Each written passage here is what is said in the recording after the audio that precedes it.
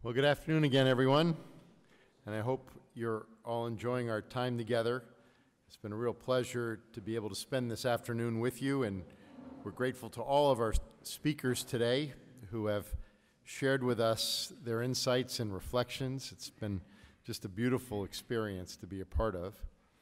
As I introduce our keynote speaker this afternoon, I'd also like to again express our gratitude to Dean Joel Hellman of our School of Foreign Service, to Dr. Tom Banchoff, our Vice President for Global Engagement.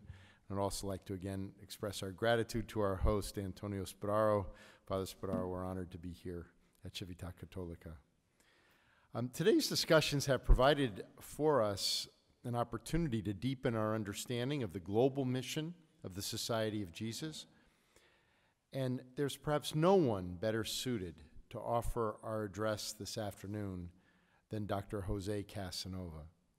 For more than a decade, we've been blessed at Georgetown to have with us one of our world's most highly regarded scholars of religion, a professor in our Department of Sociology and our Department of Theology and Religious Studies. Professor Casanova, over the past few years, has helped lead work at Georgetown reflecting on the idea at the heart of this conference, the global impact of the Society of Jesus. As a senior fellow at our Berkeley Center for Religion, Peace, and World Affairs, he leads several projects, including a project on globalization, religions, and the secular, an initiative that brings together leading scholars across disciplines to explore questions related to secularism and public religion. He also leads a project on Catholicism and globalization, which examines the global transformation of Catholicism from the early to the modern era. He also co-leads with our colleague, Peter Fan, our Alacuria Chair of Catholic Social Thought, a project on Asian Pacific, Latin American, and African Catholicism and globalization. Prior to this, he led for 5 years with Jocelyn Cesari, a senior fellow in our Berkeley Center and a professor in our Department of Government, a project on Islam, gender, and democracy, which studies the relationship between secularism, democracy, religion, and gender equality. He and Tom Banchoff have also led a project on Jesuits and globalization, where they held a series of events around the world that brought together an international group of interdisciplinary scholars, including right here in Rome at the Gregorian, and resulted in a scholarly publication of their writings. And he also led a project on the religious and political identities, the Mediterranean since 1492, during which he organized a series of workshops at Georgetown for scholars from around the world. A prolific author with many published books and articles, in 2012, he was honored with the Salzburger Hochschulhohen Prize in Theology for his outstanding contributions and lifelong achievements in the field of theology. And in 2017, he was selected to serve as the Kluge Chair in Countries and Cultures of the North at the John W. Kluge Center at the Library of Congress in Washington. His landmark book, Public Religions in the Modern World, published by University of Chicago Press in 1994, has been translated into several languages, including Japanese, Arabic, and Turkish. So to bring this whole process of our engagement today into a fitting closure, we have the opportunity to have with us one of the scholars we're most proud to call a part of the Georgetown University community, Professor Jose Casanova. Thank you very much. Thank you.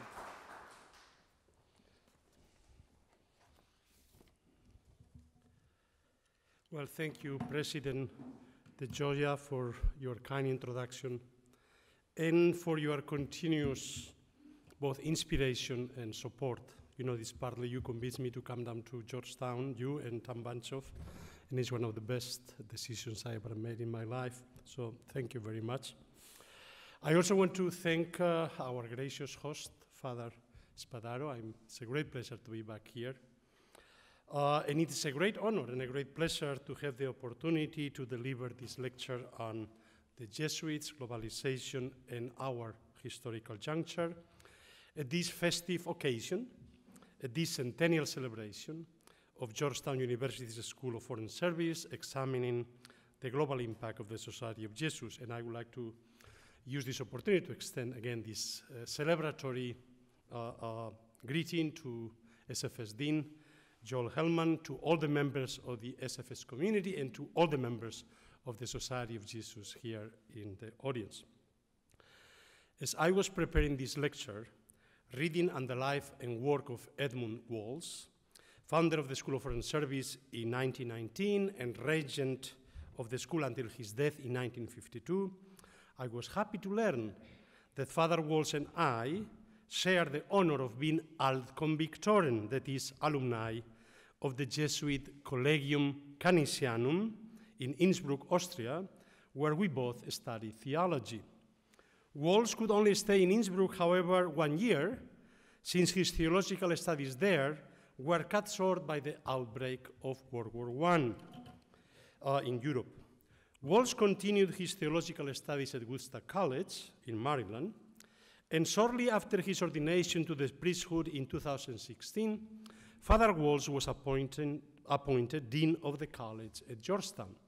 However, before the end of his first year as Dean, his life career was interrupted once again by war, this time by the entry of the United States into war in 1918.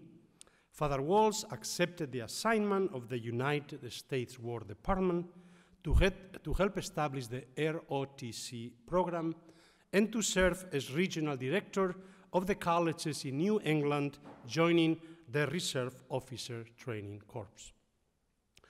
One could say that this double interruption of his life career by war was providential, not only in the foundation of the School of Foreign Service, but also in his lifelong dedication to the study, the teaching, and the practice of foreign diplomacy and global geopolitics. Among his many foreign service assignments, one can mention his assignment in 1922 by the Vatican to lead a papal relief mission in the Soviet Union. He became totally anti-Soviet for his entire life, became a Cold Warrior war before the Cold War, but in his case, based on his knowledge of the Soviet system. His assignment in 1926 by the American bishops to organize and direct the newly established Catholic Near East Welfare Association, which would become the model of many of the Catholic relief organizations throughout the world, which have now been grouped under Caritas Internationalis. His assignment in 1928, jointly by the Vatican and the US bishops, to propose a mediation, a modus vivendi, not even a concordat, just a modus vivendi, to overcome the violent conflict between the revolutionary anti-clerical government and the Catholic Church in Mexico. His appointment in 1931 to visit Iraq to prepare the opening of a Jesuit college in Baghdad. His assignment in 1944-45 as expert consultant to the War Crimes Commission at the Nuremberg trials. Father Walsh's life career of dedication to diplomacy and foreign service is no doubt extraordinary, and yet it is also in many respects a prototypical Jesuit life career. We are aware of the work of Jesuits, or of the Jesuits as pioneer global missionaries and global educators in the early modern era, in what has been called the first globalization. But in my lecture today, I want to stress the global impact of the Jesuits as pioneer global diplomats dedicated to foreign service for the greater glory of God and the common good of global humanity. I'm going to analyze this impact through three different phases of globalization: the early modern phase before Western hegemony, the Western hegemony global colonial phase of modernity from the French Revolution to the 1960s, and our contemporary global age after Western hegemony from the 1960s to the present. These three world historical phases match neatly with the three phases of the Society of Jesus, from foundation in 1540 to suppression in 1773, from restoration in 1814 to the refounding in the 1960s under Father General Rupe, and from the 1960s to the present, accompanying the transformation of global Catholicism throughout the world. In all three phases, the Jesuits have functioned as diplomats dedicated to foreign service. But the meaning of foreign service had different connotations in each of these phases. When one Googles the definition of the noun diplomat, and now we all Google, we don't go back to the old dictionaries, one finds two related connotations. The first defines diplomat, quote, as an official representing a country abroad, end of quote, with such related synonyms as ambassador, envoy, emissary, consul, attaché, plenipotentiary, legate, and one could add papal or apostolic nuncio. The second, less official connotation of diplomat is, quote, a person who can deal with people in a sensitive and effective way, end of quote, with such related synonyms as tactful person, conciliator, reconciler, peacemaker, mediator, negotiator, intermediary, and one could add intercultural broker, practicing what the Jesuit Pope Francis has defined as the culture of the encounter. So let's look at the global impact of the Jesuits in the first phase of globalization. Like Father Walsh, many extraordinary Jesuits have functioned as diplomats in the first official sense of the term throughout all three phases. In the early modern phase, one can think immediately of such paradigmatic figures as Francis Xavier, Antonio Posebino, or Thomas Pereira. Francis Xavier, the first Jesuit to be sent ad missiones, and the paradigmatic Jesuit missionary, was sent to the East Indies under the request of King John III of Portugal.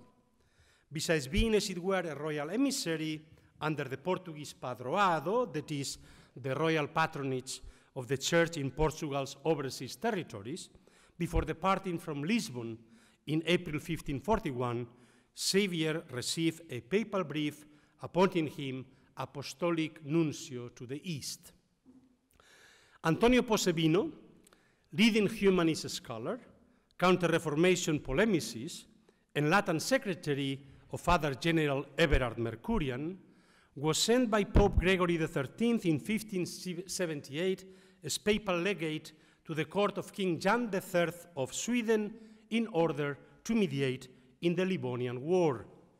After years of diplomatic missions through the Baltics and the Polish-Lithuanian Commonwealth, Posebino was the first Jesuit to visit Muscovy during the reign of Tsar Ivan the Terrible.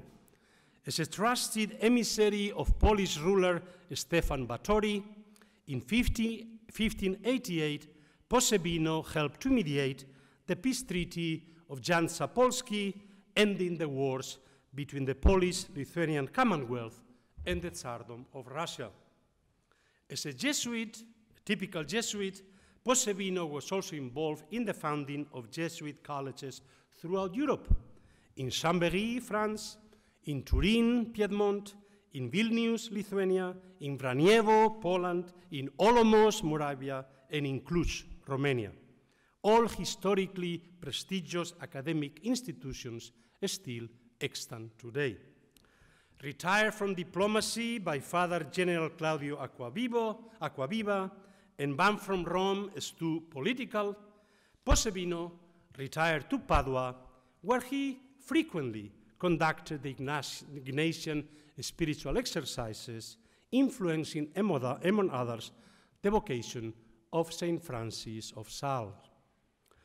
Thomas Pereira, Jesuit in the China mission, was a mathematician, astronomer, musician, and trusted advisor of the Kangxi Emperor, who sent him as emissary to negotiate the 1689 Treaty of Nerchinsk with Russia. The authoritative version of the treaty was negotiated and written in Latin, primarily by Pereira on behalf of China, and by the Pole Andrei Bialovotsky on behalf of Russia. The Treaty of Nerchinsk established for the first time the territorial border between the two empires and the model of the Westphalian system of territorial states, and de facto served as the basis for Sino-Russian relations for almost 200 years until the Amur annexation in 1860. Francis Xavier, Antonio Posevino, and Tomás Pereira were extraordinary Jesuits who served as official diplomats or legates in the official sense of the term. Undoubtedly, all three had some global impact. But in my lecture today, I want to focus on the Jesuits as foreign diplomats in the second sense of the term, as intermediaries and dialogical brokers between peoples, cultures, and religions, who, above all, practice the culture of the encounter based on the principle of recognition and accommodation to the culture of the other. As is well known, Alessandro Balignano, as a visitor of the Jesuit missions to the East, was the first to formulate explicitly what became known as the method of accommodation or enculturation. Balignano's official recommendation was based on the realization that Jesuits could never succeed in their mission to convert the Japanese to Christianity unless they themselves made an effort to adopt a Japanese habitus. Matteo Ricci, founder and pioneer of the Jesuit mission to China, was the first to implement Balignano's recommendation. In a sense, he himself embodied the method of accommodation. Accommodation was not simply a cunning strategy of conversion devised by European Jesuits. The practice emerged out of the intercultural encounter itself. In Japan, as well as in China, their local friends, the first Christians, taught the Jesuits the need to go native and to accommodate to local culture if they wanted to succeed. It was his friend and disciple, Chi Tai Su, who first convinced Ricci of the need to abandon the habit of a Buddhist monk, which he had adopted at first upon entering China with Michele Ruggieri, and to assume instead the habitus of a Mandarin scholar. The ultimate goal of Ricci and the Jesuits who followed him was to penetrate the imperial court of Beijing and to convert the Chinese emperor. Yet Ricci realized soon that he himself would need to become first Chinese before the Chinese could possibly become Christians.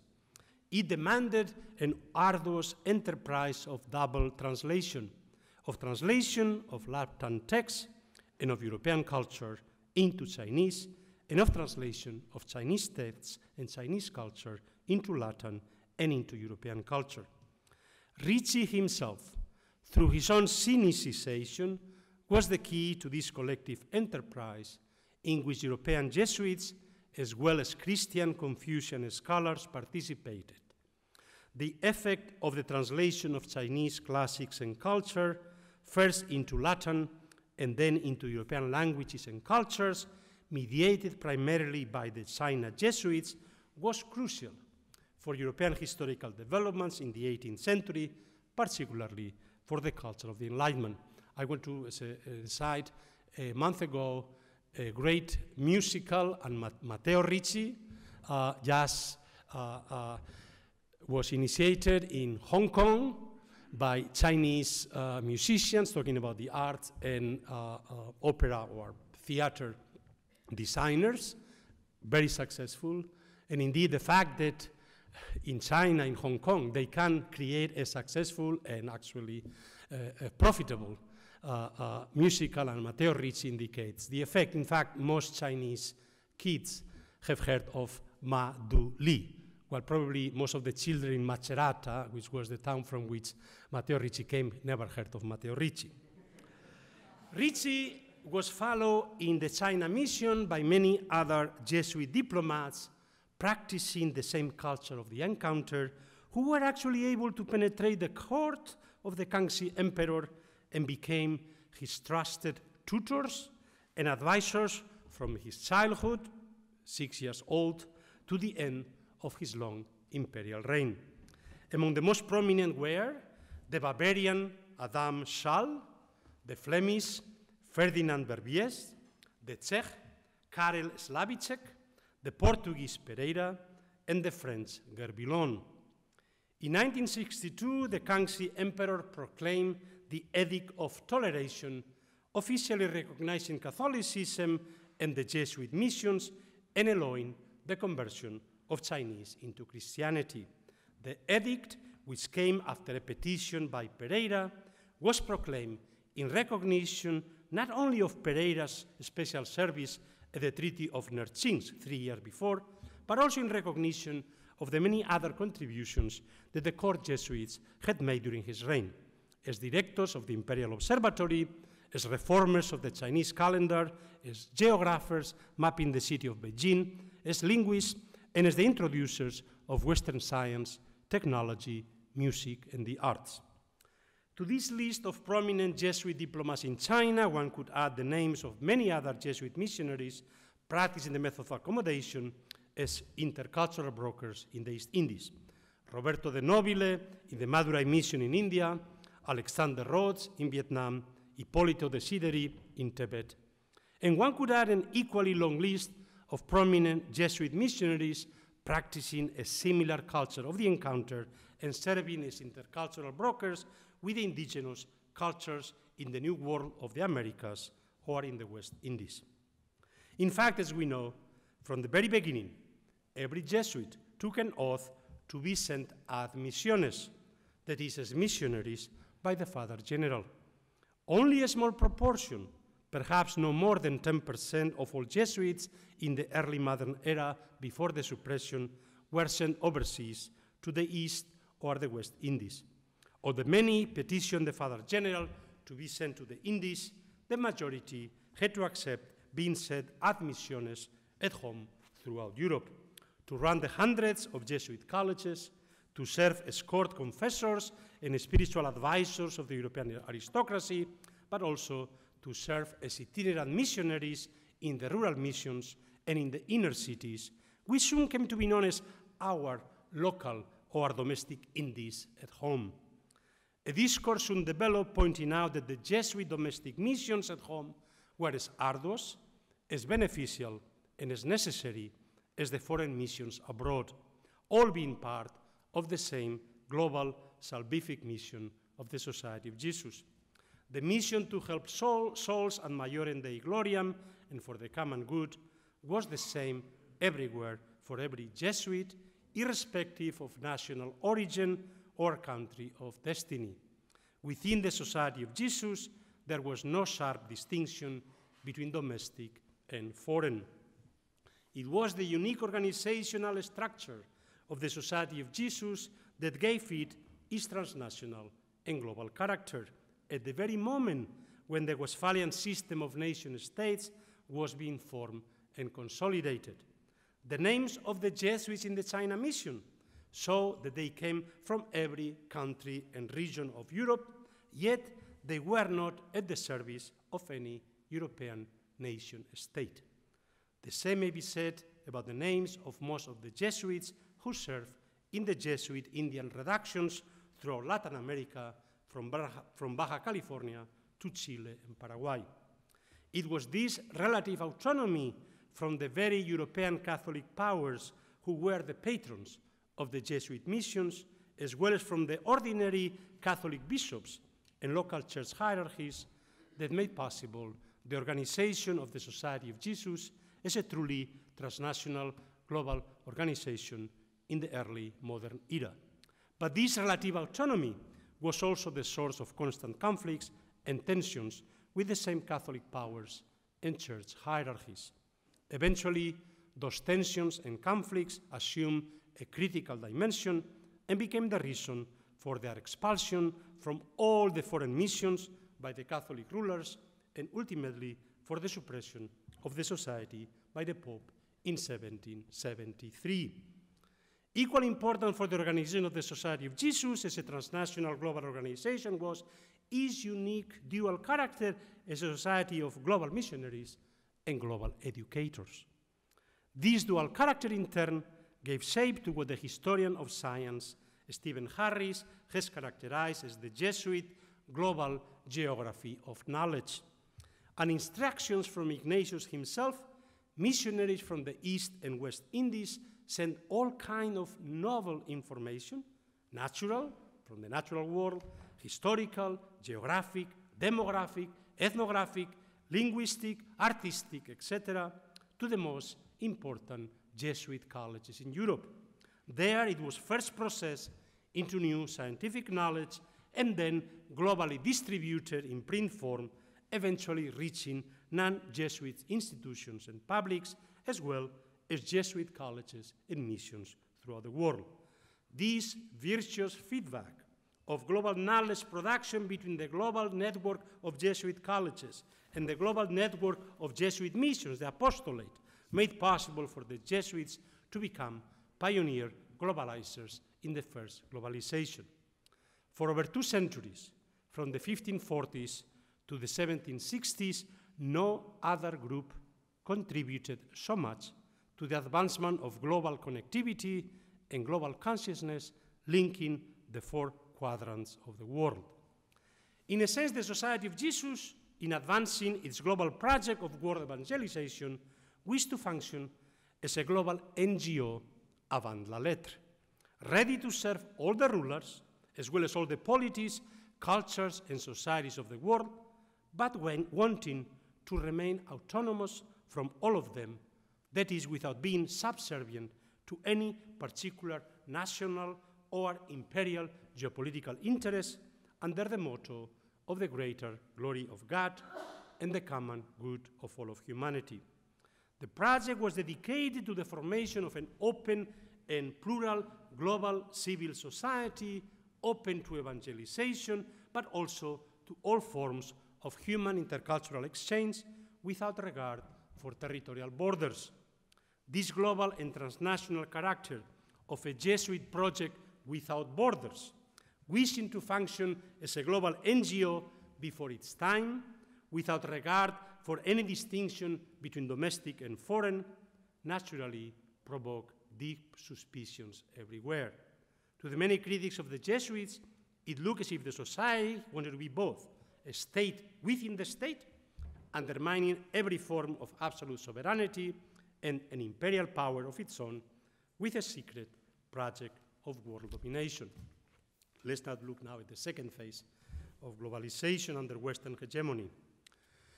Ultimately, the early modern Jesuit project of globalization was defeated by the alternative process of globalization carried out by the Westphalian system of nation-states and by the world capitalist system, which became hegemonic in the second phase of globalization. In today's lecture, I can only touch upon very briefly on the global impact of the Jesuits in the second Western hegemonic phase of globalization. After its restoration in 1814, the Society of Jesus had to operate under new conditions created by the accumulative secular forces of the Enlightenment, the French and American political revolutions, the industrial capitalist revolution, and new ideologies of economic and political liberalism carried jointly by the triumphant global capitalism and the globalization of the nation-state. Both the Catholic Church and the Jesuits were now on the defensive, no more the pioneer avant-garde of globalization, but rather what seemed to be a reactionary rear guard. The Jesuit transnational and Catholic identity and their global mobility assume now a new signification and meaning. The society's dual global missionary and educational ethos now had to adjust and interact with the 2 main structural dynamics of modern globalization. In the first place, the globalization of capital and labor produced a renewed European global colonial expansion, which contributed to the mass migration of European Catholics as well as of colonial subjects all over the world. The Jesuits now accompanied them as pastors on their overseas journeys. But the overseas journeys of European Jesuits were often directly produced by the secular anti-clerical policies of liberal nation-states bent on appropriating the mission of education from the Church and the Jesuits, who were viewed as anti-liberal transnational agents and were repeatedly sent into exile by European and Latin American states. Throughout the 19th century, The United States became a safe haven and refuge for European Jesuits sent into exile, a frontier missionary society in its own right, where they could serve both Catholic immigrants in the inner cities and Native Americans in their reservations, a place where they could build new educational institutions, over 20 colleges and universities, more freely than anywhere else in the world, and a platform from which to start anew the building or rebuilding of global Jesuit missions. Georgetown, established in 1789 by Bishop John Carroll during the interregnum between suppression and restoration, was the first and has remained the pioneer Jesuit educational institution in the United States. By the beginning of the 20th century, Jesuits were found again all over the globe, but paradoxically, their very institutional success and the domestic gravitational force of the nation-state and of nationalism had made the Jesuits in the United States and elsewhere more sedentary, more domestic, and more accommodating to the national spirit of the age. From the very beginning, Ignatius and succeeding Father Generals had identified the national spirit as a constant threat from which the Society of Jesus had to protect itself deliberately to maintain its universal Catholic identity and its transnational organizational structure. But in the modern global age of nationalism, Jesuits everywhere were undergoing a new kind of nativist enculturation that made them more nationally local and domestic and less globally foreign and cosmopolitan. This temptation to succumb to the national spirit is illustrated tellingly by the fact that French and German Jesuits, who had been expelled from their countries during the culture wars of the 19th century, returned to their respective homes during World War I to serve in the front and to aid the national war effort. It was immediately after World War I, as we heard, that the School of Foreign Service was established at Georgetown. Despite the nativist, anti-immigrant spirit of the post-war period in the United States, not unlike the one reigning today, the School of Foreign Service was shaped by the open Catholic Americanism that has been a permanent feature of Jesuit Georgetown since its foundation. In his address at the opening of SFS, Father Walsh indicated that the technical training of the new pioneering institution in the American education, quote, should rest squarely upon a broad and liberal education combining the best elements of age-long cultural traditions with the bracing atmosphere of individuality characteristic of our educational institutions in the United States, end of quote. Father Walsh always maintained that international relations should be developed from both ends, at home and abroad, domestic and foreign, simultaneously. SFS was to function not only as a school of future diplomats and career men, and women, we would say today, it was also to serve as a center for the development of international goodwill and understanding. Ultimately, in the words of Father Louis Gallagher, companion Jesuit and biographer of Father Walsh, quote, the spirit animating the entire undertaking was the spirit of a Christian understanding of international brotherhood developed in the family of nations under the fatherhood of God, end of quote. In other words, it was to be a Jesuit enterprise for the greater glory of God and the common good of global humanity. So let's just look at our historical juncture, our present. One can date the beginning of our contemporary global age to the very moment when humanity becomes reflexively aware that the global connectivity and global consciousness are signs of the times. And thus, a new term, globalization, needed to be coined to express this reflexive awareness. From the perspective of this lecture, this moment of reflexive awareness is marked by the experience of the Second Vatican Council, the first truly global ecumenical council of the Catholic Church, and by the parallel refounding of the Society of Jesus under Father General Pedro Arrupe.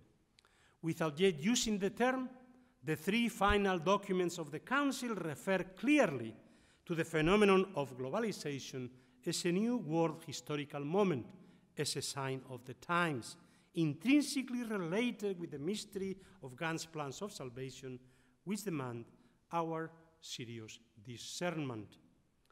The Declaration on Religious Freedom, Dignitatis Humanae, proclaims the inalienable right of every individual to religious freedom as a new self-evident truth, which is grounded in the sacred dignity of the human person created in the image of God.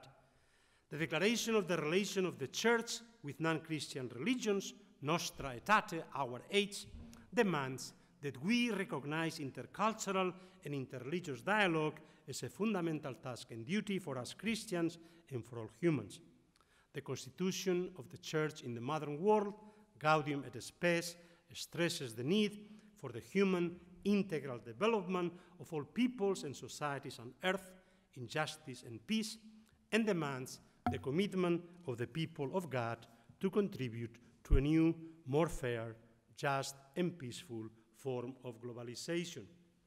The refounded Society of Jesus has clearly committed itself to each of these principles as central to its renewed task of world evangelization. In a sense, a globalization predicated on those principles offers a partial vindication of the original early modern project of world evangelization. Today, the Jesuits have built again very important or some important global networks with an active presence throughout the world. But those networks are relatively much smaller, less central, and more removed from the current hegemonic, economic, political, and ideological forces of globalization. Its global impact today can therefore not be comparable to that of the early modern era. More significantly, Jesuits today find themselves increasingly at the peripheries rather than at the center of globalization. Their mission has been transformed and at times has become controversial again, particularly in its commitment to the preferential option for the poor, in the struggle for social justice and peace, and in its welcoming openness to immigrants and refugees. The mission of the Society of Jesus is being defined less by conversion and civilization and more by its witness and accompaniment of the people at the margins, those who are being affected most negatively by contemporary process of globalization. Their mission is in this respect anti-systemic and against the current. Jesuits are not and can never be against globalization per se, but they also cannot but be critical of a particular hegemonic form of globalization, shaped by neoliberal global capitalism and by the national security interests of the dominant states, which reproduce unequal, unjust, and discriminatory structures. In this respect, the Jesuit mission is no different from that of the global Catholic Church, particularly now that one of their own, from the global periphery of the southern cone of Latin America, has become, for the first time, the universal Bishop of Rome, and has adopted the name of Francis to signify that he wants to be Pontifex, that is, bridge builder of the poor, of peace, and of our common home, the earth, with all its creatures. This is a papacy that wants to be defined by the culture of the encounter, by building bridges rather than walls between nations, cultures, and peoples, erasing borders and boundaries, particularly those that are discriminatory and reproduce unjust inequalities. A papacy that proclaims with words and deeds the corporal and spiritual works of mercy as the core and the joy of the gospel, and defines the task of evangelization as the mission not just of clerics and professional religious orders, but as the universal task of the people of God and the duty of each and every Christian. A papacy that defines the church, the universal church, as well as the continental, the national, and the local parish church, not as a hierarchical clerical institution, but as a community of communities of service. Not a self-referential church, self-enclosing its temple, but a church open to the plazas of the world that serves as a field hospital for the wounded, for the sinners, for the most needy. Pope Francis' encyclicals Evangelii Gaudium and Laudato Si point precisely to our historical juncture in the present phase of globalization and signal what our Catholic and Jesuit response ought to be. To a certain extent, capitalist globalization and the revolution in digital media have created the kind of open global civil society with relatively porous borders, which the early modern Jesuit project of world evangelization presupposed. In itself, an open global civil society is one of the conditions for any kind of universal human globalization. But neoliberal capitalism privileges open borders for financial capital and for certain types of labor power, which can be turned into use value for profit and capital accumulation. But as Pope Francis has insisted, it is indifferent and discriminates against those persons who do not possess useful labor power and thus become systemically discardable. The problem of contemporary capitalism is not so much the exploitation of proletarian and post-colonial labor in the peripheries of the system, but the indifference of the center for those peripheries, foreign as well as domestic, which it considers of marginal utility. This is one of the new boundaries of discrimination created by the new global capitalist division of labor. The other is the internal boundaries of growing inequality, which it produces within the system, not only between center and periphery, but also between different types of capital and between different kinds of labor. As the new forms of working class anti-globalization populism in the very advanced capitalist societies make evident, it is not labor exploitation per se, but the realization of being left behind and becoming marginal for the function of the system that produces the nativist resentment and the fear against the knowledge elites and against the power and privileges of the knowledge class. It is the knowledge class which is really the crucial boundary of inequality today. Education and the production of knowledge are areas in which the Jesuits have considerable experience and some global networks and resources with which to address the issue. Of course, realistically, given its small size relative to the world's population, the Jesuits cannot do it alone. But they can serve as a global network of networks, addressing the fundamental problems created by the unequal and unequal globalization, the problem of the unequal distribution of access to knowledge, the need to help and to accompany those who are excluded and discarded by both by global capitalism and by the global system of nation states, primarily immigrants and refugees. In a sense, Jesuit initiatives of the last decades, such as Jesuit Refugee Service, as well as educational initiatives such as Fe y Alegría, Entre Culturas, Cristo Rey Schools, and Jesuit Worldwide Learning, have identified some of the crucial global problems which the Jesuits can effectively address. But the Jesuits cannot do it alone.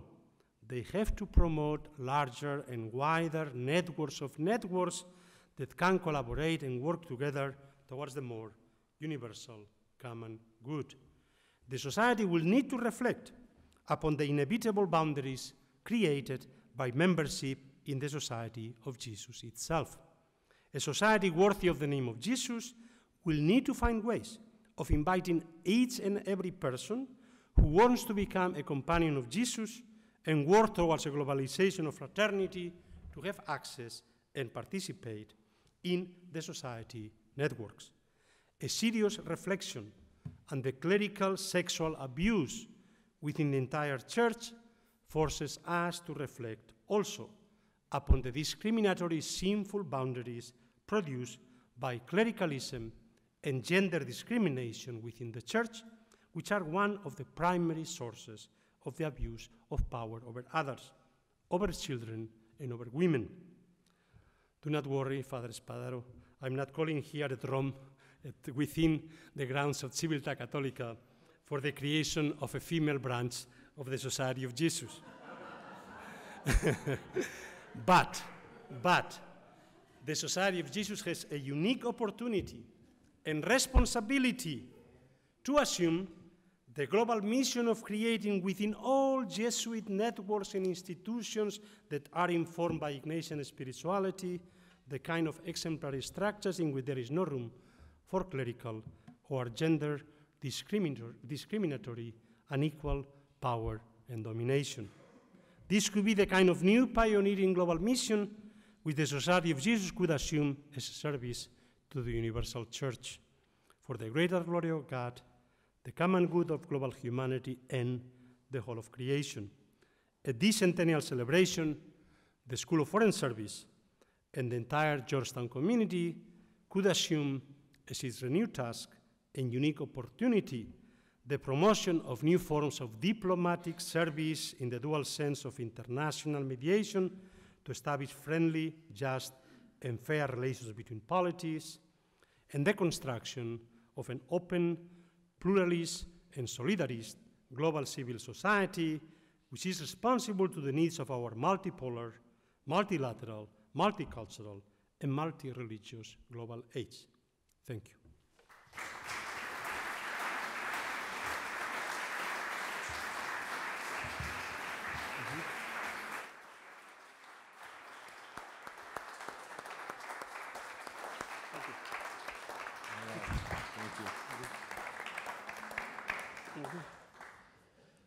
Wow. That was truly remarkable, Jose. Thank you.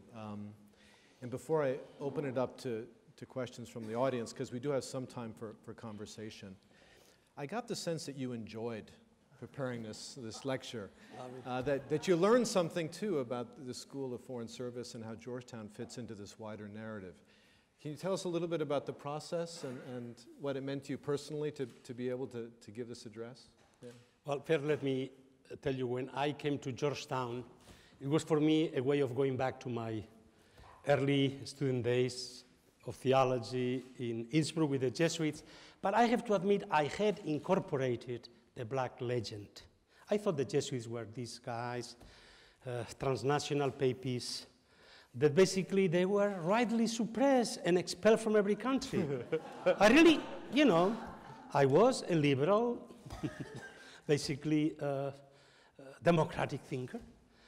And I realized, or it took me to reflect upon what they could teach us about the early modern globalization that we need to learn again for our global age after Western hegemony. So this was for me a great experience. So it was the beginning of a kind of learning. But I have to admit, I've been on the outskirts of the School of Foreign Service. I don't think that I've ever had any kind of formal link in any kind of communication or collaboration with the School of Foreign Service. So it was for me, in this respect, or Father Walsh, I knew of him about this called warrior.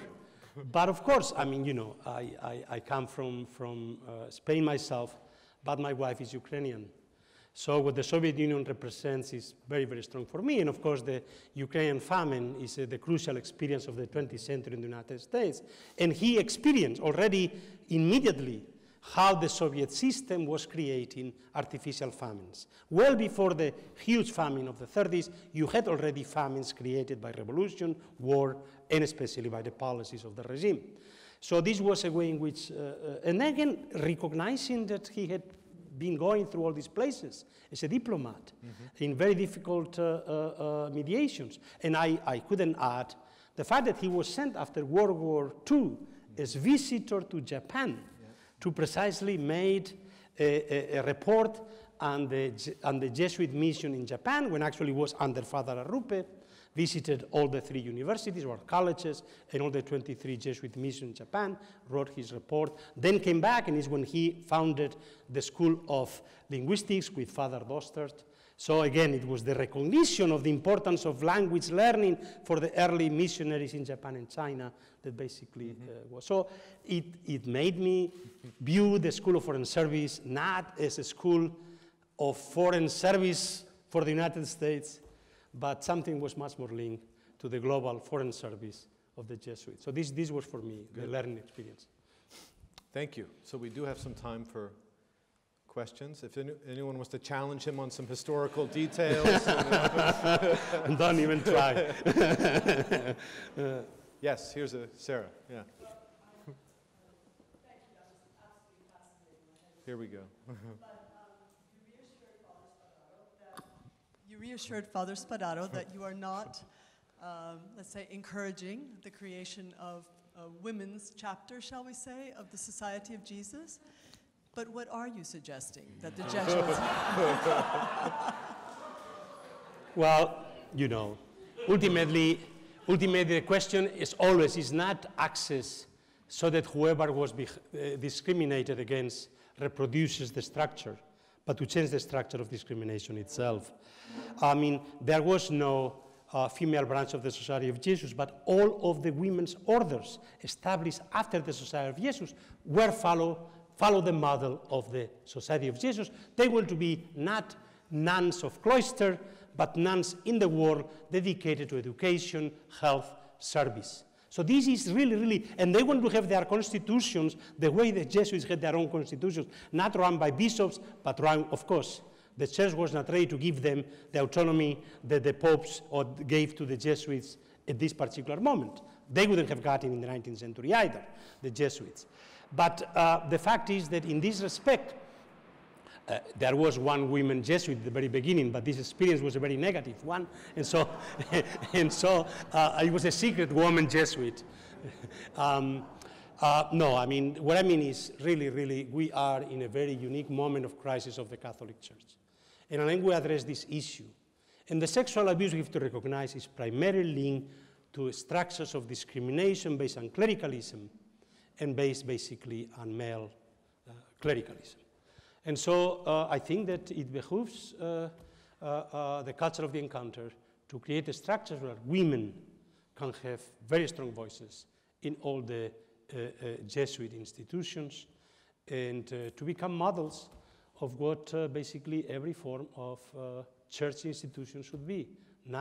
It may be that the Jesuits give the inspiration, the spirituality, but ultimately they can be run very well by women, many of those Jesuit institutions. So I hope that they are really able to participate in, even if necessary, to renew whatever Ignatian spirituality means from the point of view of women, right?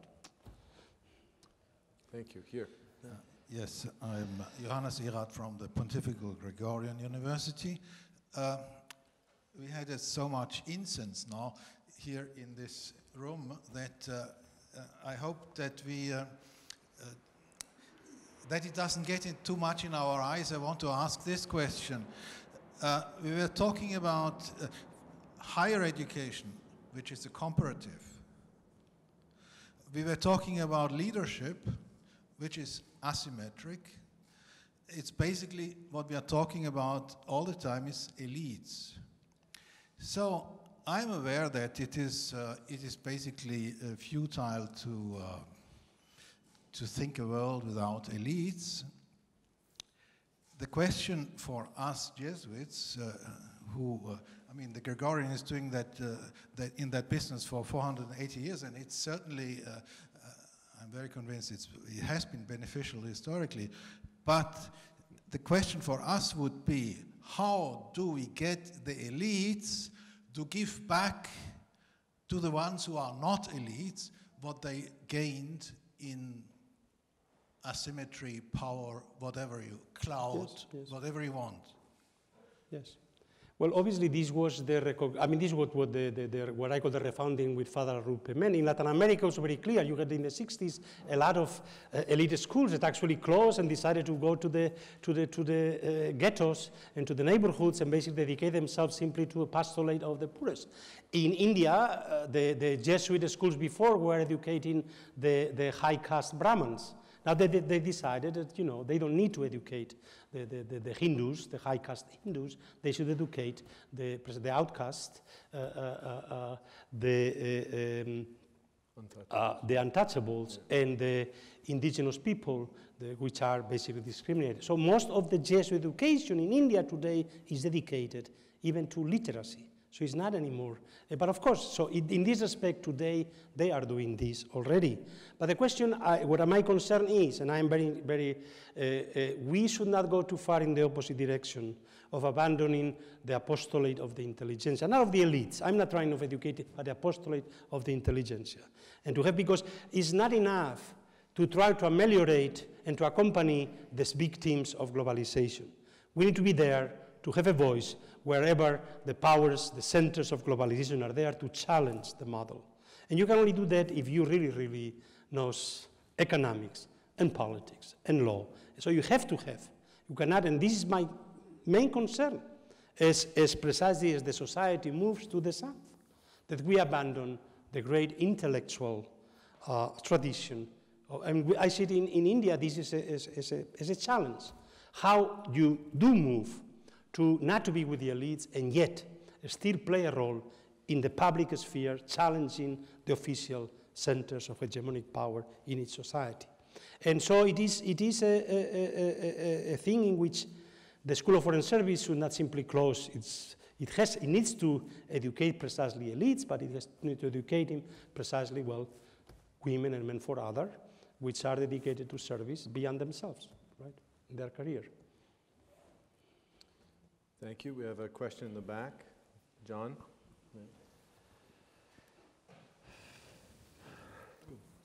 Thank you, Jose. John Borelli, Georgetown University. And I know the bulk of your remarks were on the centuries leading up to World War I, and many of those figures we look upon as legendary in the development of interreligious attitudes in the Catholic Church. But in your opening remarks on the formation of the School of Foreign Service, 1919, after the First World War, at the Catholic University and the Jesuit University, first one in the United States, and the senior one in Washington, D.C., because by then Catholic University of America existed. The U.S. bishops were also transitioning. Their National Catholic War Council, right, their first structure, national structure among themselves, was changed to National Catholic Welfare Council, and then went through a period of almost suppression by the Holy See because of the word council. And they had to struggle to get it back, and they changed it to conference. Then Edmund Walsh was invited to be the first president of their organization, the Catholic Near East Welfare Association. So the fact of the school, the National NCWC, and Kaniwa has a lot to do with Catholics in the United States coming into a kind of recognized national body, don't you think?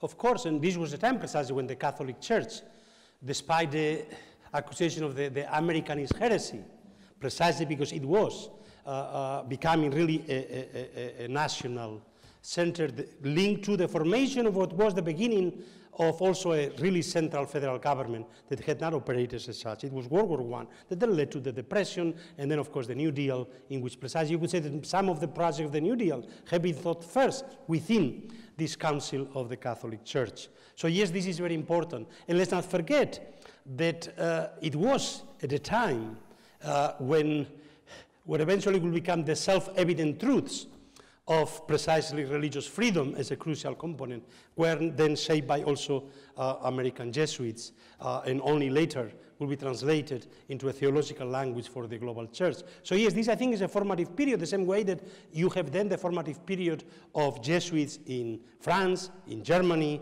who eventually really open up a new way of being in the world, of developing new types of theologies, which many of them will end as perity, let's say, in the Vatican Council. So yeah, this is from World War I to the 50s. This is a period in which a transformation takes place within the Society of Jesus. Jansen himself, obviously, as a new Father General, open to Latin America, that basically, after all, he had been the professor of Hurtado in Louvain, and was very much part already of these links being developed, let's say, with Latin American Catholicism and social justice and what was then Catholic action. So yes, this is a formative period of what then will become real in Vatican II. Yeah. So we have time for one more question, right over here. Raffaele Marchetti from Lewis University. Thank you very much for this wonderful sort of historical reconstruction. It was really enlightening. But what was more interesting for me was sort of how it speaks to a contemporary debate. You know, this cleavage between localists and globalists. And it seems to me that this tradition that you reconstructed really provides an innovative way of combining a global appeal with some rootedness. The idea that it's not only kind of, as it's sometimes said, this rooted cosmopolitanism, but it's you are rooted in a certain place, but you are also sort of open to get into another place, like Matteo Ricci and all the other enculturation tradition. So this was very interesting for me, and I wanted to understand how you see this history that you reconstructed in light of this tension, which is, I would say, a key tension today, rather than left and right, globalist, localist, that it seems to me. Well, they were local. They were local, global and local, because they were rooted, they were enculturated. And it's true that they did not have the global networks directly in the way of acting, but the consciousness was there. I mean, in the college in Mexico City, you have immediately after the news, the news of the martyrs in Japan reaches Mexico before it reaches Europe, before it reaches Rome. And immediately the college creates a theater performance precisely celebrating the sanctity of these Japanese martyrs. And you go to indigenous missions, the Incas near Cusco, and you will see the frescoes, and you have frescoes representing cultures from all over the world. In 16th century, an indigenous village near Cusco, in the center of the Inca Empire. So there was a global connectivity, consciousness between, so global colleges, the Jesuits, that's what I have called the geography of knowledge, was there. They could not act globally, so they had to act globally only by acting locally, but they were very conscious. The global consciousness was there, and they did reproduce global consciousness wherever they went.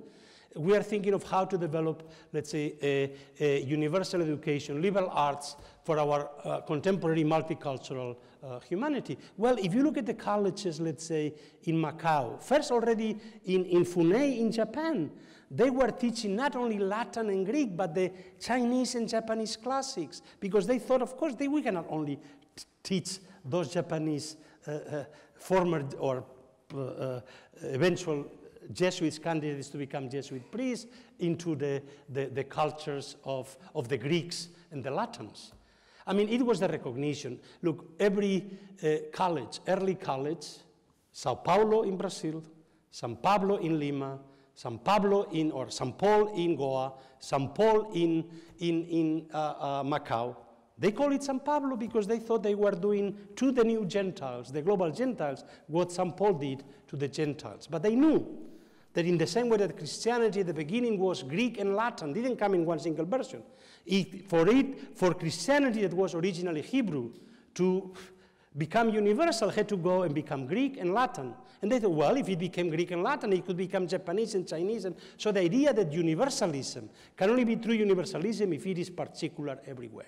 So it cannot be a universal cosmopolitanism, it has to be universal particularism, every concrete. So this was something that was already built into their conception of a universal Christianity, which itself is not European. This was very important. The Jesuits were convinced of the superiority of Christianity as a religion, but not of the superiority of European culture. They recognized the Japanese culture, Chinese culture for them was superior to the culture of the Renaissance, Italian Renaissance from which they came from. And they write about it. And so it was precisely because Christianity was non-European, has no particular culture that could become incarnated in every particular culture. And Christianity could only become universal if it became particular everywhere. And so this was, they did it just out of this intercultural encounter. They had no theology of it. Today we have the theology of it. We can reflect on it. But the experience was there and it came out of the practice itself. So.